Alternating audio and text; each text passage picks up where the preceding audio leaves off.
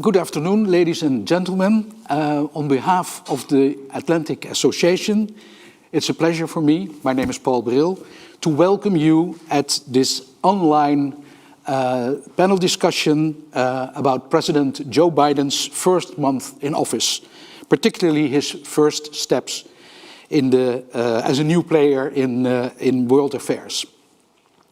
Our time frame is limited, so we have exactly 1 hour. So I'm not going to waste time by giving you an extensive outline of the most pressing issues. You know them. Neither shall I give you a full biography of our 3 eminent panelists. That would easily fill half an hour. So you'll find everything online that you want to know. I'll just quickly introduce them. We are in contact with all the main capitals in the world. To start with Driebergen, the Netherlands. There is Han ten Broeke. Han, are you there? I think Han is still offline. Okay, then let me start with Maastricht. That's a real capital, maybe the most European city of the Netherlands. There we are joined by Roberta Haar, Professor of Foreign Policy Analysis and Transatlantic Relations at the University of Maastricht. And I would say last but not least, but Han ten Broeke is still waiting for us. Last but not least, from, I think, Vermont, the United States, the Green Mountain State. We are joined by Stanley Sloan. He is a senior fellow at the Scowcroft Center of the Atlantic Council of the United States. And he was for many years a leading foreign policy expert of the Congressional Research Service. And in that capacity, he was a valuable source for many foreign correspondents, including me. Good to see you again after such a long time. Good to see you. Okay. Some of you who participate online have fielded questions, and I'll try to incorporate a number of them in the conversation with the 3 panelists. And in addition, I'll give 1 or 2 persons in the audience here in The Hague, there are 15 of them, all safe distance, the opportunity to ask a question as well. But let me kick off the discussion with a straightforward question. And I'll start far out west with you, Stanley Sloan. If you look at the first steps of the Biden administration in the field of foreign policy, what do we see? Do we see a return to the pre-Trump era? Do we see change, or do we actually see more continuity than many have assumed? What is your response? I think probably to put this in some historic context, almost 40 years ago, I wrote a study for Congress titled Crisis in the Atlantic Alliance, Origins and Implications. And when the study was published by the Senate Foreign Relations Committee, the requester wrote, quote, "In the conviction that a healthy alliance relationship remains vital to U.S. interests, I called upon the Congressional Research Service to analyze the sources of differing United States and European approaches to East-West relations and the implications for NATO's future. In the hope that this report will contribute to the current debate, I am respectfully submitting it for publication. Signed, Joseph R. Biden, Jr., Ranking Member, Subcommittee on European Affairs." Okay. Now, to illustrate how some of the issues around transatlantic relations, let me just quote a brief section from that report. Quote, "How serious is the current crisis? A number of analysts argue that NATO has outlived its usefulness. Some contend that its strategy is outdated and irrelevant, but others argue that we're talking ourselves into a bigger crisis than is justified by events. NATO, for those analysts, still represents the best framework possible for preserving East-West peace and internal West European stability." And then I asked, would shock treatment finally convince the Europeans to overcome all of the traditional obstacles to greater unity? How can the shock treatment be applied without guaranteeing European unity on terms that are potentially unfavorable to U.S. interests? Even if the Europeans decided that in principle, they wanted to organize an independent defense in alliance with the United States, could they do it? End of quote. A quote not to argue that everything stays the same, but to contend that we shouldn't exaggerate the degree of change, perhaps. Biden's facing a huge, challenging task dealing with the mess left behind by Trump. But the potential for success of his approach to restoring American leadership and a healthy transatlantic relationship should not be dismissed easily. So that's my somewhat long answer to your question, but to show that we faced these issues before. And in 1982, Biden was addressing them, asked me to take a look at the issue, and I did. And some of what the words that are still in that report ring as familiar today as they were in 1982. But do you think that the transatlantic relations are the main concern for the Biden administration, let's say in the first period of governing in Washington? I think that if there isn't any, let's say, one focus that you could pick out from the early actions of the administration, but I think you can identify Biden's goals. Number one, return the United States to good physical and economic well-being, return it to domestic democracy, and also to international responsibility and respectability. And all of that is going to be built on a framework of multilateral cooperation, with the core of that being with American like-minded allies of the United States, which means the European NATO allies and the EU members. Yeah. What you're actually implying is that the Trump era has not changed so much as some of us think. Is that true? I think that a lot of the fundamentals are still there. I think that it's still true that it's very difficult to come up with a realistic alternative to NATO that works in some kind of constructive way for the United States. I don't see any outcome of the current debate that would serve our interests better than NATO continuing, with the United States being more predictable and providing leadership, and with the Europeans providing more effort and taking on more responsibility. To my mind, in some ways, that was the question that I was addressing in 1982. It is still a question today and still a challenge, obviously. All right. Okay, let me turn to Roberta Haar. Roberta, what are you seeing in the first month? Are you seeing change, restoration, or continuity? First of all, thank you very much for the Atlantic Commission inviting me, and for Paul for posing these questions, and for having me come and attend. I looked at this a little bit what Stanley was looking at, sort of from a yes and no perspective, if we will see change or not. And I think maybe more concretely, I do see a few things that Biden has done that would say yes.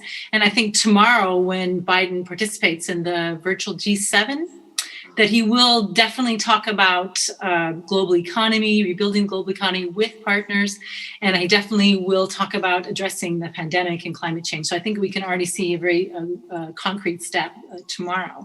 I also think, and this is already mentioned, that I think that the cabinet picks that Trump has made and that are still being confirmed, I think they really have emphasized a return to internationalism and transatlanticism, these cabinet picks. And definitely I would say that about Jake Sullivan, who is the new national security advisor.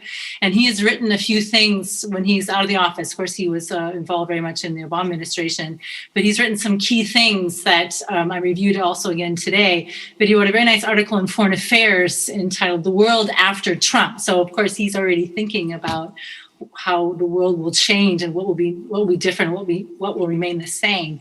But he does talk about reviving this liberal international order that the U.S. put in place after the Second World War, and he doesn't think it is he thinks it's more resilient than a lot of the people who have been very negative or doom doom and gloom talking about it. And he thinks that it is, and I'll quote this, I think is a nice phrase, it's built to last through significant shifts in global politics and economics and strong enough to survive a term of President Trump.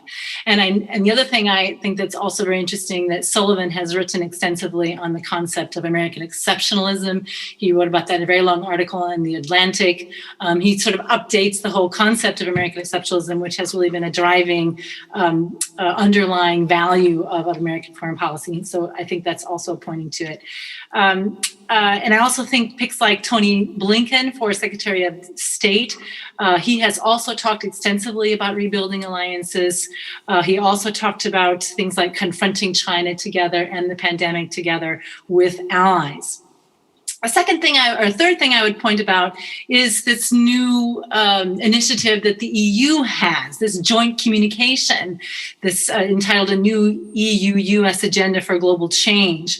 And the Biden team has been very positive about this initiative. In fact, it has said, quote, it's a substantial alignment with our thinking. So there is actual movement on documents that the EU has created. And of course, this joint communication, if anyone is familiar with it, is about it's sort of a to-do list for Europeans and how they want to work together with Europeans. So I think that's very positive, and that the first steps out are very positive about that. And the fourth thing I would say is this Biden idea, maybe it's also a bit of a McCain idea, maybe that shows their friendship, that Biden has talked about a summit of democracies in relation to facing off growing autocracies of authoritarian countries. So I think these things are very positive about we'll have something new. Now, if we flip the other side and say maybe not, then I think we have to look at the domestic pressure that is within the United States, that is also, let's say, part of the whole reason why Trump was elected, and the diminishing support that we see within the American electorate for the international system that I talked about. These things are very real and will be very much of a hindrance or obstacle for Biden. More concretely, I think that what the EU did at the end of last year during the German presidency to broker this deal at the end of December with China, I think this was a little bit unhappy for the Biden administration. In fact, they didn't like this whole emphasis of strategic autonomy that the Europeans talked about.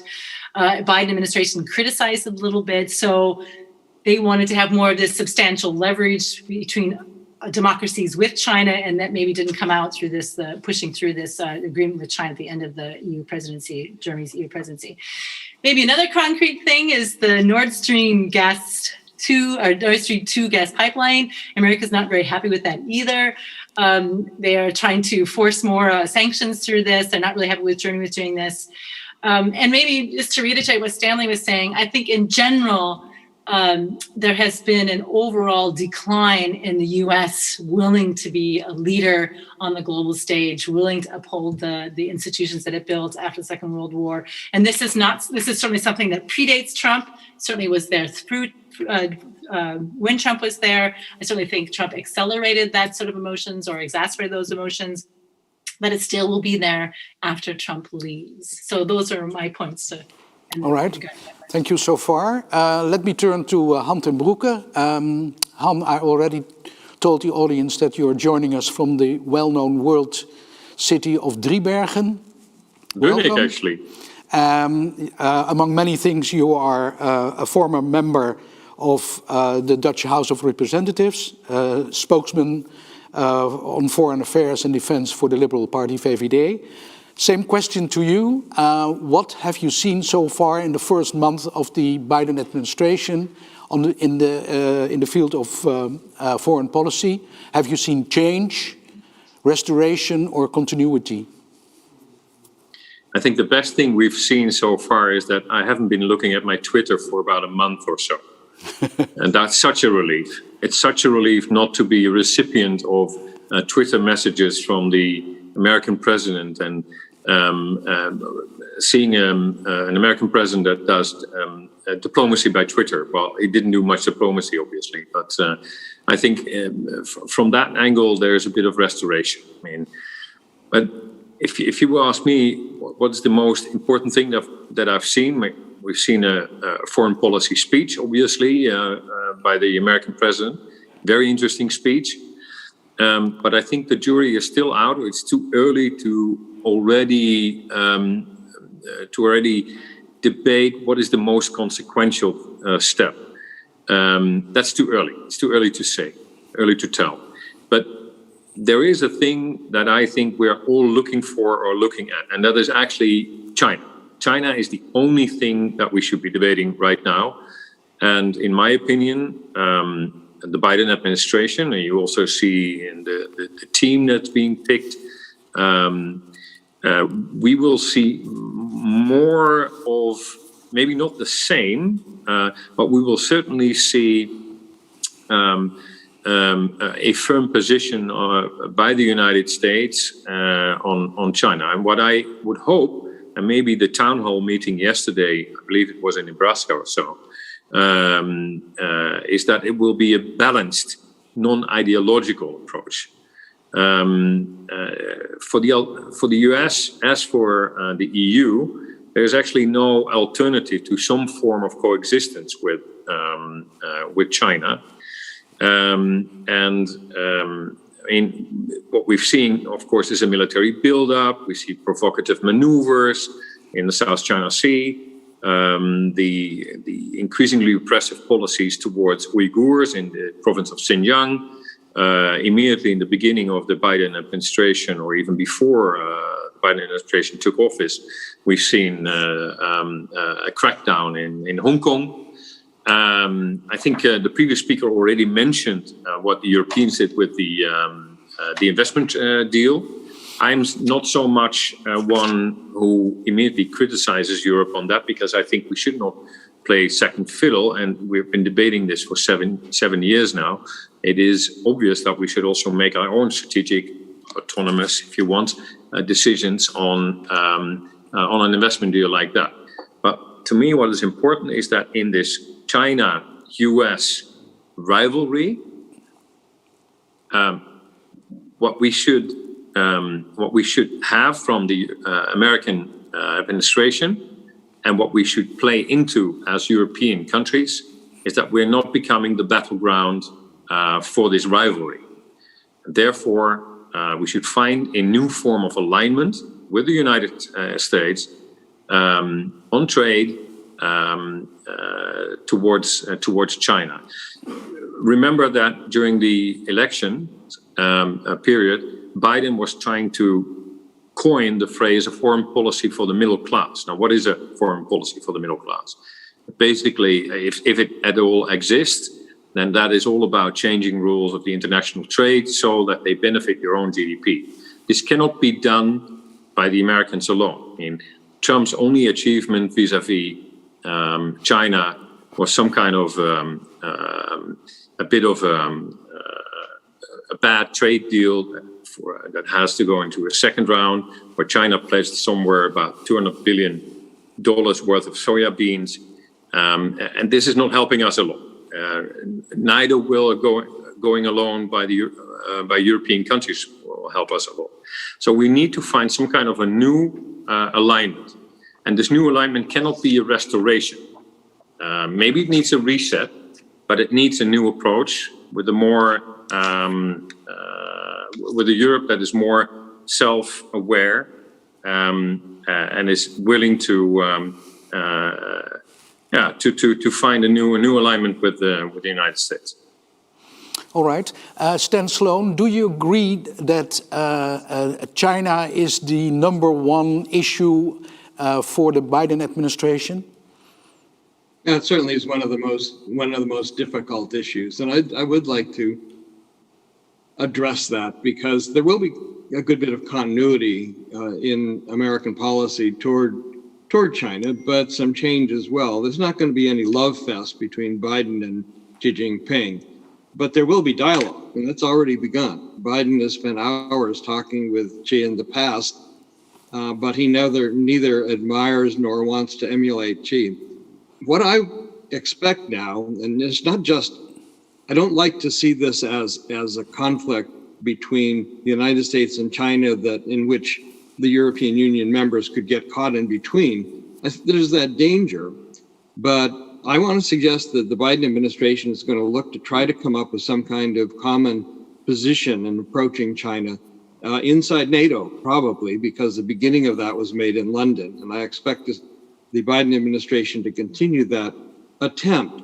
And to my mind, the type of approach that the Biden administration will take itself toward China is one of recognizing that there are areas of cooperation where it's in the interests of both China and the United States. And there obviously are cases of competition and even conflict. And I would argue that that is also true for most European countries, even if some of the areas of conflict may not be fully recognized yet. They are there. And certainly in the cyber world and in the Arctic, there are areas where I think Europeans are catching on to the fact that there are challenges posed by China. To my mind, the approach the Biden administration should take in dealing with this with its European allies is something like the Harmel approach that we used toward the Soviet Union in the Cold War. The Harmel approach recognized that in dealing with the Soviet Union, and now it could with China, that there are areas in which we have to defend our interests and we have to deter actions that would not serve our interests. But we also have to dialogue and cooperate. And I think if we could come up with something like that as an alliance approach, it would help keep Europe from being in between in a conflict between the United States and China, and in fact, put the United States and the European countries basically on the same side in dealing with China in a balanced way. Okay. Roberta Haar, do you think that the European countries are willing to form an alignment with the United States vis-à-vis China with a clear position in the field of aggressive strategy, human rights, whatever? What do you think? Well, if they do, they could certainly be a force multiplier, right? I think China is like Russia in that regard, that they want to divide. Maybe divide and conquer is too strong a word, but certainly divide their adversary, not their enemies, but their opposition in ways that are more convenient for China. But I do think the original question, or the question that we asked was, is there continuity with Trump's policy towards China and Biden's policy? And I think there are several indications of that.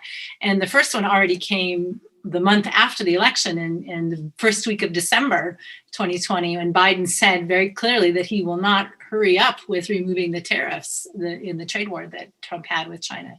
And then I think also is very strong indication in the confirmation hearings for Secretary of State Tony Blinken, when he was asked about Mike Pompeo's last parting shot at China, that it was genocide that was taking place in China. And Tony Blinken said, yes, my judgment is that it's true, that it hasn't changed. So the fact that's a very strong word to say, that China is committing genocide.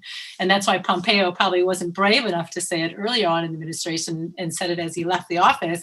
But the fact that now Tony Blinken says, yes, coming into office, I agree to that.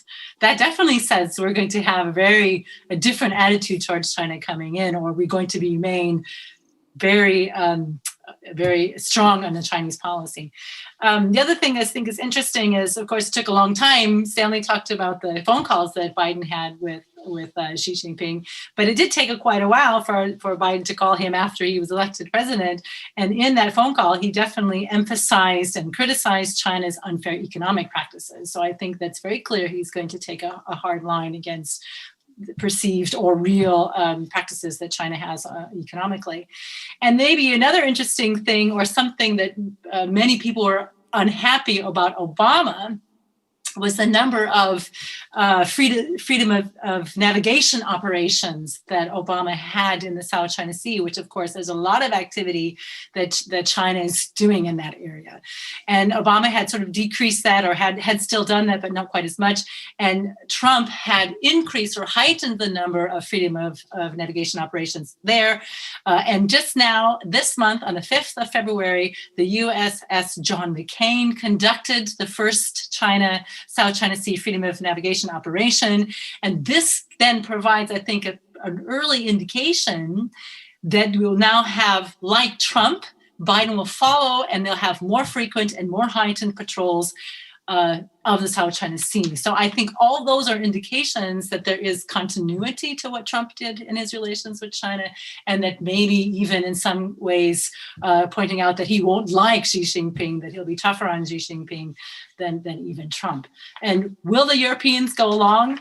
Well, wouldn't that be nice if they would have some sort of commonality in relations with China, and then it could be a force multiplier? Okay, now that we're discussing China, let me turn to a question that was submitted by one of the participants online, retired flag officer P.C. Kok. And he asked the question, he referred to the publication by the Atlantic Council titled The Longer Telegram. I hope that you have seen it or read it. And the question is, do you share the Council's opinion that this document is comparable as important as the famous long telegram that was written by George Kennan in 1946? And do you share the analysis and the strategy, the suggested strategy in this document for the next many years or even decades to steer away from appeasement and to clearly block Chinese aggressive strategy, which aims at, let's say, changing the based world order according to the views in Beijing.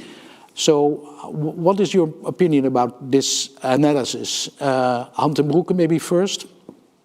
I haven't read that last long telegram, to be honest. Was it signed by X as well, or?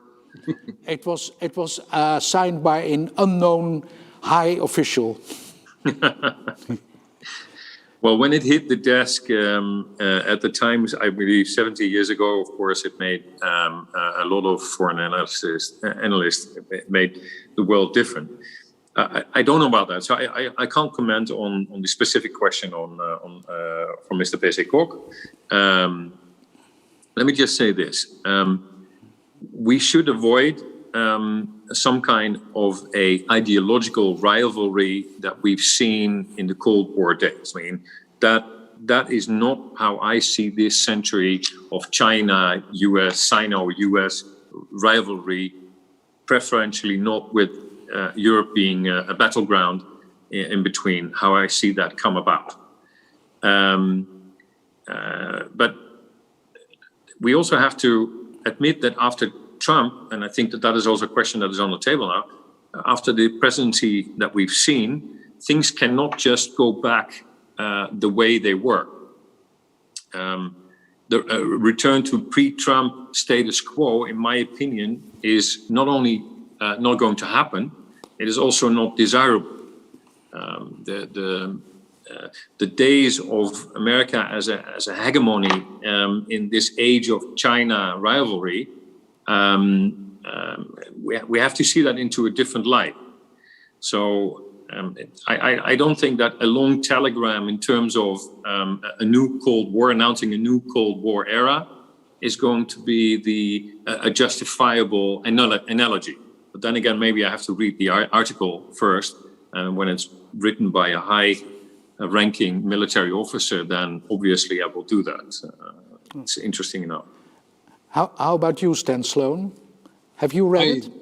I have to admit I have not. I've been very busy the last 4 weeks teaching my students at Middlebury College something about Euro-Atlantic relations, and now I'm grading their final paper. So I have not.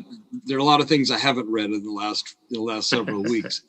But let me say something in response to the comment that Tom Den Broek, sorry, no ability to pronounce Dutch words, sorry.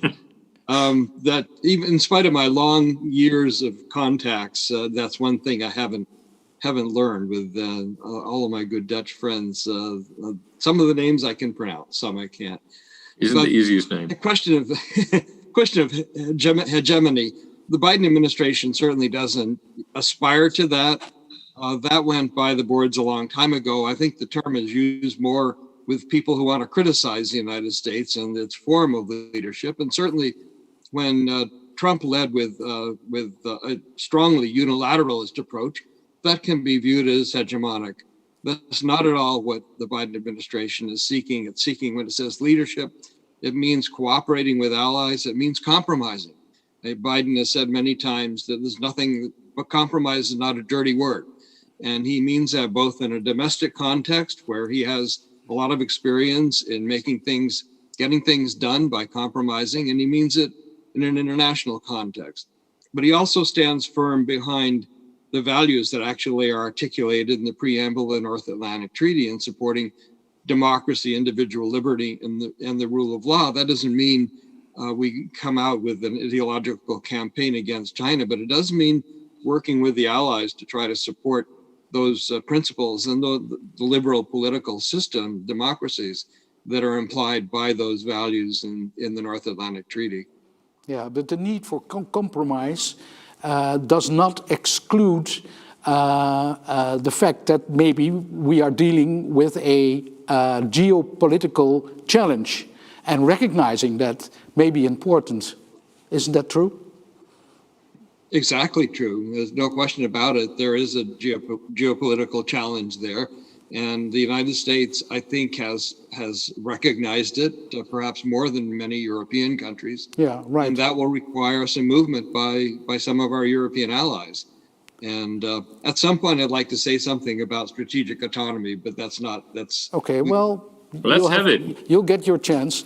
Roberta Haar, isn't it true that especially European countries find it difficult to recognize let's say, a geopolitical challenge and to see aggression where it exists? Is that true? Or do you agree?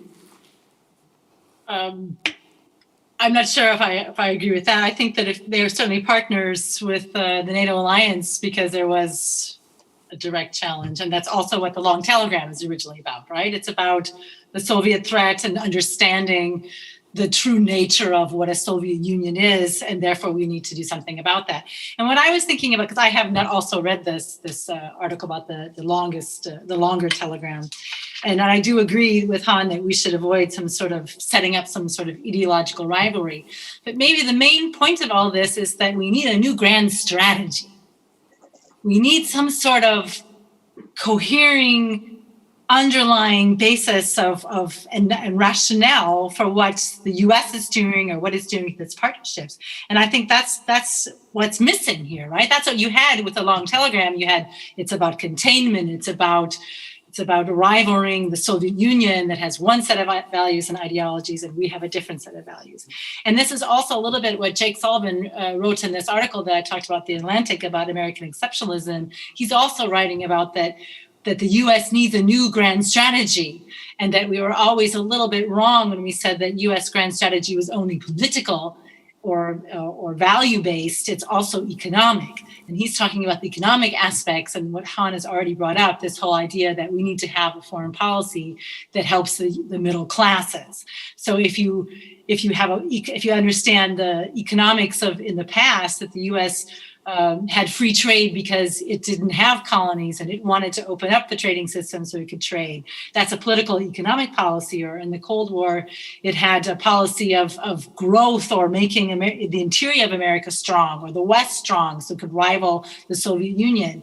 But now, if we have an economic policy that drives America, it should be something about fairness and equality and the middle class, and maybe making globalization work for everyone and not for only some part or the elites of the population. So I think that's what we need. Maybe the longer telegram can address that as a new raison d'etre or a new underlying meaning or strategy for the West that allows it to go forward and coherence of how they're going to meet challenges of the future together. All right.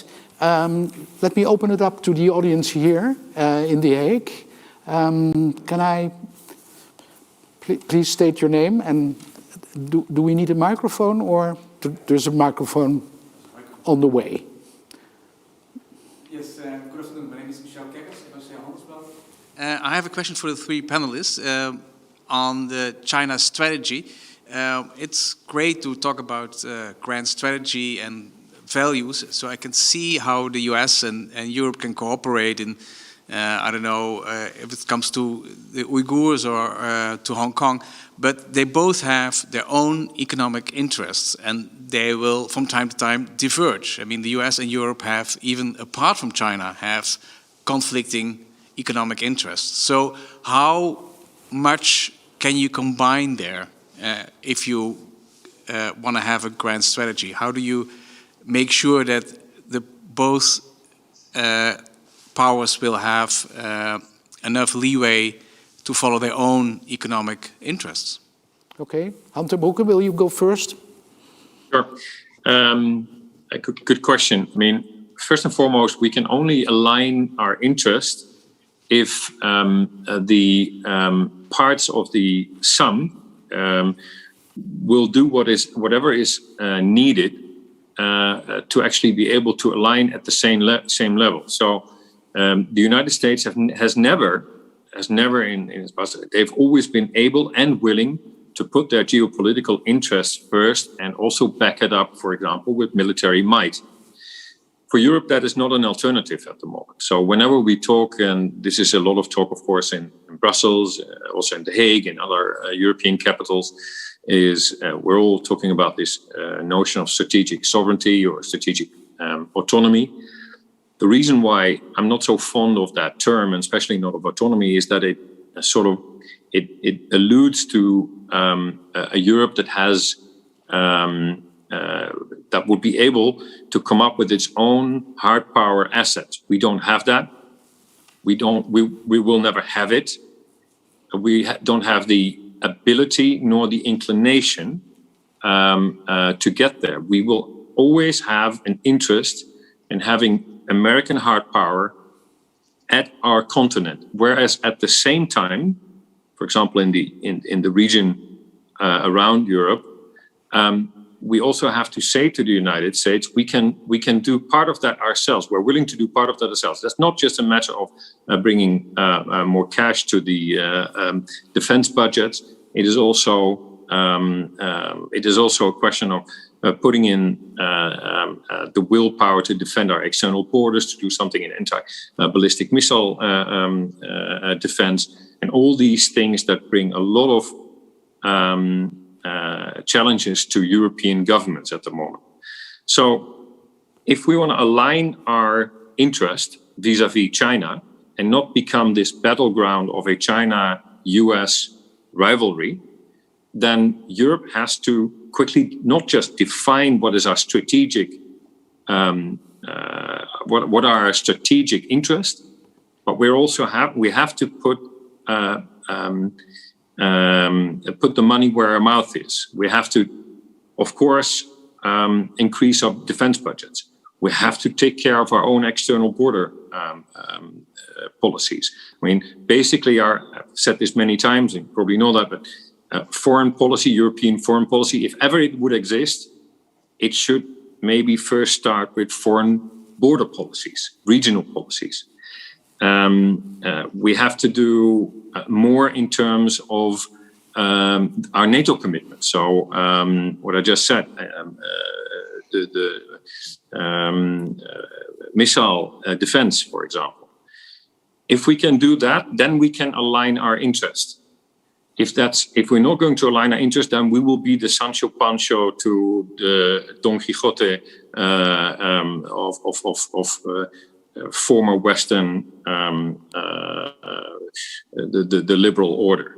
So I would like to see a balanced relationship between the EU and the United States, other countries, obviously, Canada, Australia. We all have more or less the same skin in the game, but we're not willing to put up what is needed in order to face that rivalry. Okay, Stan Sloan, this is your chance to say something about strategic autonomy. And I will. I think organizations should never set objectives that they're bound to fail in fulfilling, and And the idea of a Western grand strategy for dealing with everything is an objective that I think setting it would lead to failure. And so it's not the way to go. The alliance will be trying to prepare a new strategic concept, and that is a level of agreement inside the alliance that is good. It doesn't handle, obviously, all of the issues in the U.S.-European relationship or the U.S.-European approach to the rest of the world. On strategic autonomy, the terminology is just bad. It gets in the way of effective communications between the United States and Europe. And it's, as Han just pointed out, it's unrealistic in terms of the near-term prospects for Europe. I would recommend that Europeans move from talking about European strategic autonomy to European strategic identity. I think that's something that is reasonable and realistic for Europe to try to define its strategic outlook in common to the extent possible. But then I think if you look at what Biden is saying our approach is, obviously we're going to defend U.S. interests, but one of the key U.S. interests in our administration is working with allies to achieve our objectives. That we're already in a different place than we were in a few years ago. But the terminology strategic autonomy, I think, tends to get in the way of dialogue and effective cooperation. I heard in another meeting a couple of days ago, I heard an American say, and this may be said by more than one person, but I thought it sounded like a good objective for Europe, and that is for Europe to become the responder, the first responder in its own area. In other words, to set the goal of being able to respond to most security challenges in its neighborhood. And for the United States to be certainly there and available should the task become too large for European capabilities to be able to step in and support.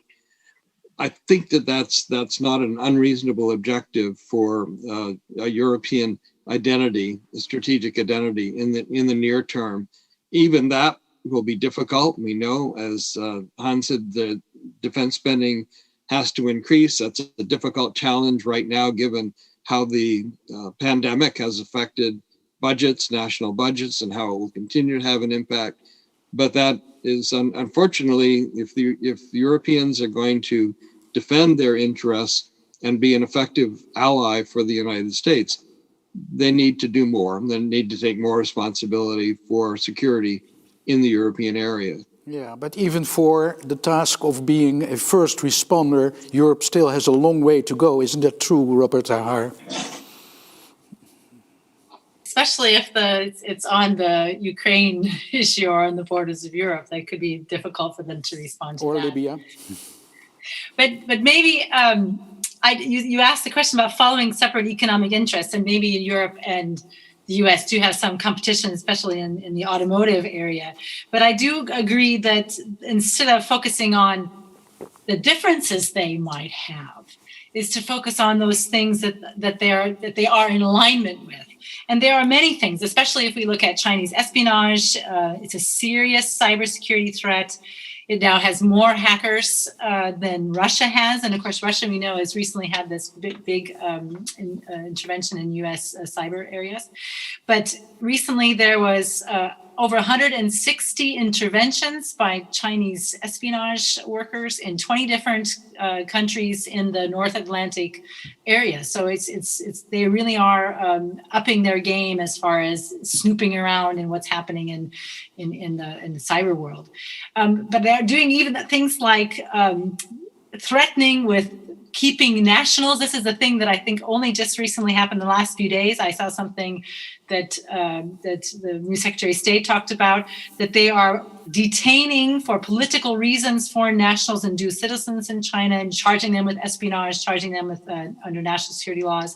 So they're really trying to use the leverage by detaining people. So this is bad for Europeans as well as Americans. So they could come to some sort of agreement. There's now Canada's come out with this new law that now over 58 countries have signed, and China's pushing back on it. But I mean, this is an interest that everyone has, that China has stopped detaining their foreign nationals and using them as some sort of political leverage. Also, they're trying to use rare earth minerals as political leverage. They've already said they're going to limit supplies to the US on rare earth minerals because these things are critical to the defense industry. So China's trying to play hardball in very specific ways, and these things hurt Europeans as much as they hurt Americans. So why not align with Americans to address these issues? Or what things that are going on in Hong Kong? I mean, maybe I think the Europeans also have an interest, or what's happening with the Uyghurs. All these things are common, and if they align their interests instead of focusing on the things that divide them, they're more likely to get results. Okay. Another question? Go ahead. The microphone is coming. Yeah. My name is Jan van Bentem, foreign commentator in Nederlands Dagblad. One issue, what we here notice of changed geopolitics is that we don't talk about Russia. But Russia and China very strongly cooperate in undermining the liberal international order. They even have an agreement on that, signed and re-signed by the Russian and Chinese president.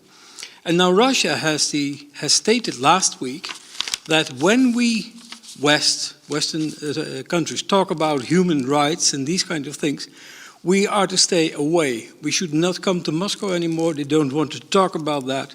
Just skip contacts. Minimalize to the bare minimum is what Fyodor Lukyanov of the Valdai Club wrote, and he always introduces President Putin every year when he announces his newest policies.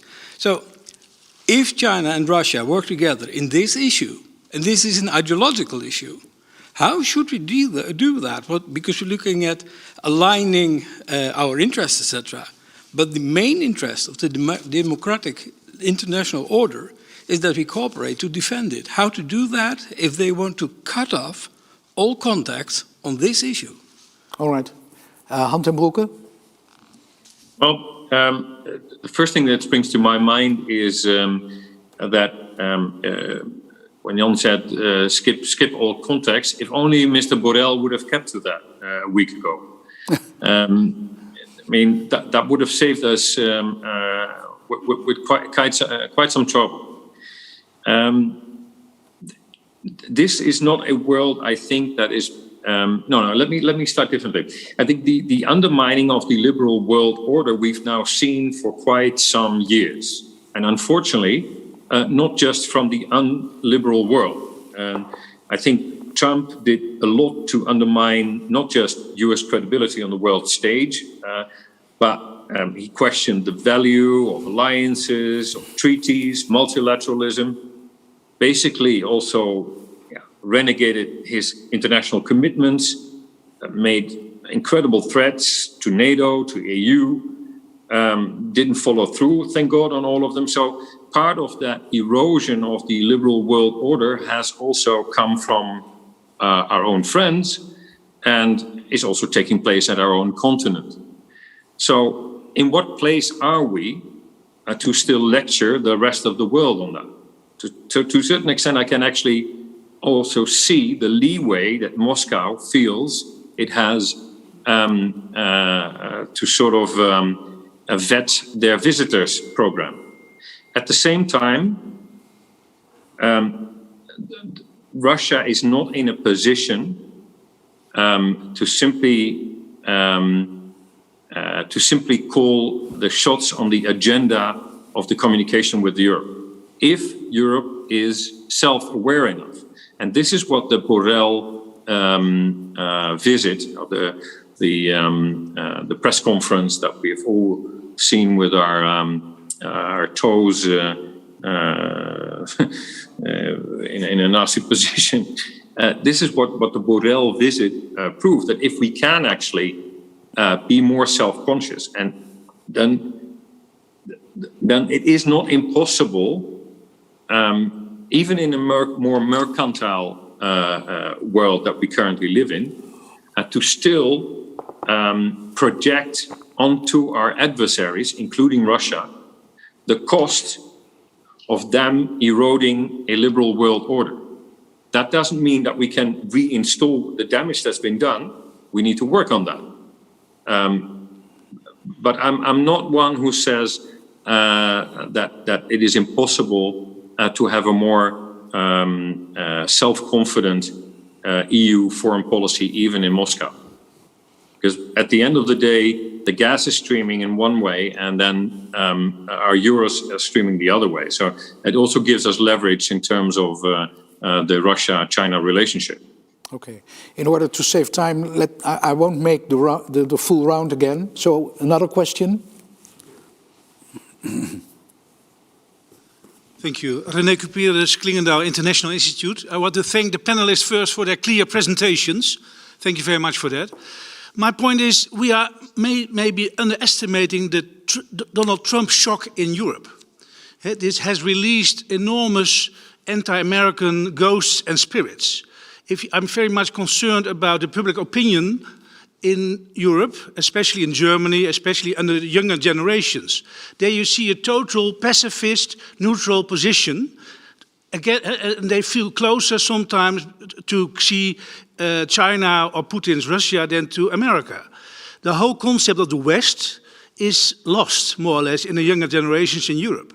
So what's missing, what's lacking at the moment, I think, is stretching out hands. I don't see stretching out hands in the transatlantic relations. And we need very strong signals, I think, to restore the concept of the West, which we need very much in an Asian or Chinese century. And you mean stretching out hands from Europe to... From both sides. Both sides. Okay, Robert Haar, do you agree with this view? Well, I do understand this fear in Europe. So you have Trump there, and you had 74 million Americans who voted for him, and even though there seems to be very much a culpability of Trump inciting them to have an insurgency and attack another branch of government, he still seems to be very, very powerful. So if you know that, then you might ask yourself, if you're European, is Trump the exception? Will he or someone like him run again in 2024? I think that's the real question. And you see I was watching some of the films that they showed in the impeachment, and you think, well, what is happening in America? Is this our partner? If I'm a European, should I seek a new hedging ally? Should I try to be more friendly with Russia or with China because they're the emerging powers? Is that what they should do? And I see their real doubts. Now, I think that's exactly what Biden is trying to do when he addresses, we're back, we're an aberration. I think that Trump is an aberration, but I think that Senators Elizabeth Warren and Senator Bernie Sanders agreed more with Trump, that America's role on the world stage is in decline, that we should show more restraint, and that we should handle the world differently, and which is more like Trump than Biden is himself. And I finished, I read a column also for Elsevier Weekblad, and I finished one on Monday and I sent it off. And I was basically addressing this issue. What sort of foreign policy can we expect from Biden in the future? Will he be like Hillary Clinton or Samantha Power, some of these more liberal internationalists, interventionists, or will he be more like, will he be more reticent, more with a shield, a little bit more like Trump? And I think it's a wait and see. And I think he has aspects of both that he evidenced in the past. But of course he is, and maybe this is something we could take comfort in the last few moments, he is a very well, he has very much experience. He's very knowledgeable in the area of foreign policy and security policy. Of course, he is vice president for 2 terms. He is the chair of the Senate Foreign Relations Committee. He has been to more Munich security conferences than any other president. So we can hope that he has an understanding of foreign policy, and the positives that we talked about today here, he can build upon those rather than the negatives that we've also talked about. Okay, Hans ten Broeke, do you agree that there is a sort of a fundamental political climate change in the Atlantic world that cannot be easily overcome? Maybe not so much among the political class, as well among, let's say, the population at large. I do, and I also see the point that René Cuperus was just making when we talk about new generations. I mean, that what we've so far only seen in Germany. There's this fundamental anti-American attitude that has been given, of course, some new energy. I mean, Biden vowed to restore, of course, the U.S. as well, I would have you resolute and dependable power. And the question is, can that actually be done? Because there is a lot of damage. I don't know whether that's beyond repair or not, but I don't believe, as I said before, so much in restoration of things. Maybe a reset, that's what we're after, of course. I do know that the damage that's been done in this transatlantic relationship is long-lasting, and we need a lot to invest in it. I mean, I think it was Joseph Nye who said just recently, there is absolutely no certainty for Europeans that the US could not produce a new Trump, maybe even under the same name. I mean, let's face it, the 2020 elections were no repudiation of Trumpism. If it's Trump, we have to see. But foreign policies that we are used to, the US foreign policy that we were used to, I don't think that can be restored simply because foreign policies don't accept voids or vacuums. I mean, Syria policy, the retreat from Syria cannot be undone, cannot be unmade. The Shia axis that is now there, it cannot be undone. And it is a European reality more than an American reality, maybe so. EU trust is now conditional, has become conditional, and that's not just for Germany or other countries that have had a more critical relationship with the US. That's also for the Netherlands, for example. So yes, reset, we need that. Let's not look back too long. Because maybe we needed Trump in order to grow up ourselves here in Europe. I mean, that's what I hope. All right. And there is time for one more question.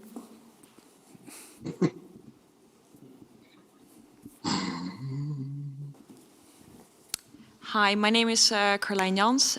It's interesting to note that the Middle East is absolutely absent from this conversation. I thought it was very interesting. What is absent? The Middle East. Yes. And also, I think it was only yesterday that Biden made a phone call to Netanyahu. And I was wondering if the panel could reflect on where the Middle East policy for the Biden administration stands, but also what that means for allies and their burden sharing in the region. Okay. Stanley Sloan, will you start off, please? I'd like to go back to some of the previous questions where I had a lot to say. Middle East, I think, is still a little bit up in the air. I think the Biden administration will try to pursue a sort of a balanced approach.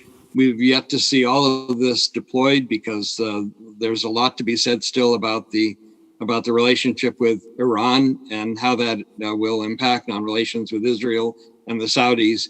I think there's a lot up in the air, so it's a great question. Since our time is getting short, I wanted to say a couple of things. First, about Russia and China. My main point about them is we should avoid forcing them together because they both want to replace the liberal international system with their own model. And we should avoid doing anything as the West. And I wrote a book published last year called Defense of the West. So I'm kind of sensitive about how we defend the West. And one way we do it is not by pushing them together. My final point is on the domestic question. The United States and European countries both have faced the problems of radical right populist movements. There are some that are still definitely in charge in Europe, and they're not in the United States because Trump was defeated by 7 million votes. We're working, and the Biden administration, why I pointed out at the beginning of Biden's foreign policy to understand it, is he's going to rebuild the American health and the American economy and the American democracy. And then that combines with reestablishing American leadership. And Europeans have to do this too. We have to demonstrate that liberal democracy works and is effective in dealing with the real and legitimate needs of people. This is where we can rebuild the strength of the West. And this is something that Europeans have to contribute to as well as Americans. And I'll stop at that. Okay. Robert Haar, going back to the Middle East, is that still an area of great concern for both America and Europe? Yes, I think so. And I think I did have some notes because we thought we might talk about the JCPOA, which of course Biden has said that he wants to reinvigorate without any preconditions to re-enter. But of course, others in his administration would like to have something more about the missiles that Iran has been developing.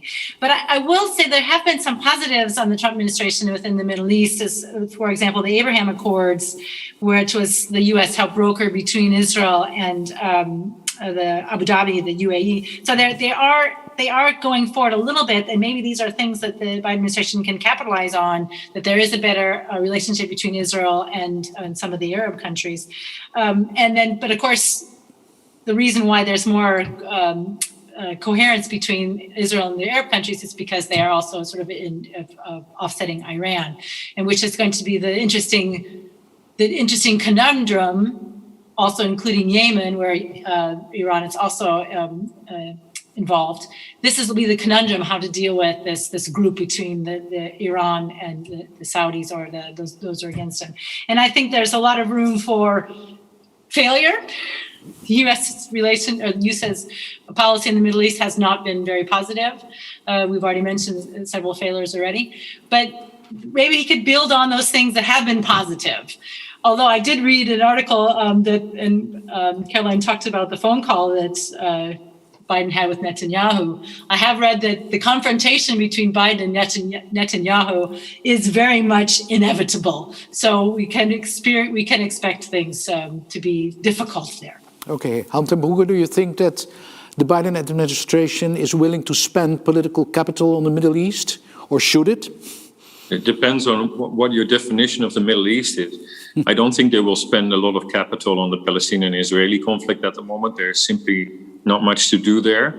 I think the Biden administration is right to pursue the policy, maybe the only successful foreign policy of the Trump administration on the Abraham Accords, although I do feel that is certainly overlooked here in our part of Europe, the contribution that Benjamin Netanyahu made to these Abraham Accords himself. That is a consistent foreign policy on his side for the last 6 to 7 years.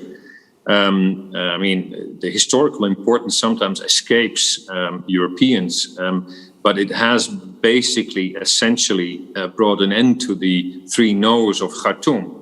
And I think that changes a little bit the balance in the Arab world.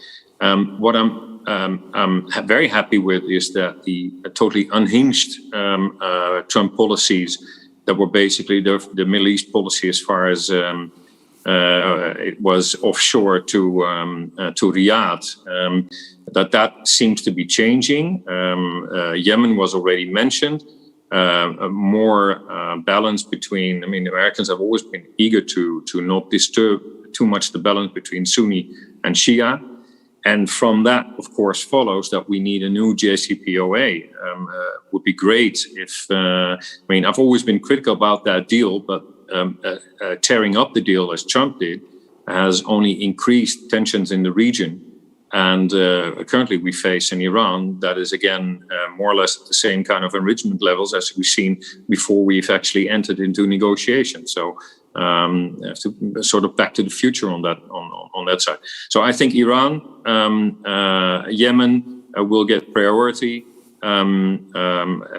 Unfortunately, I don't see an immediate peace breaking out between Palestine or future Palestine and Israel, but who knows? All right. Well, there are many more questions to be asked, but time is up. So let me thank the panelists, Hans ten Broeke, Stan Sloan, Roberta Har, for sharing their knowledge and insight. Thank you very much. I apologize to our online participants for not asking all the questions that were submitted.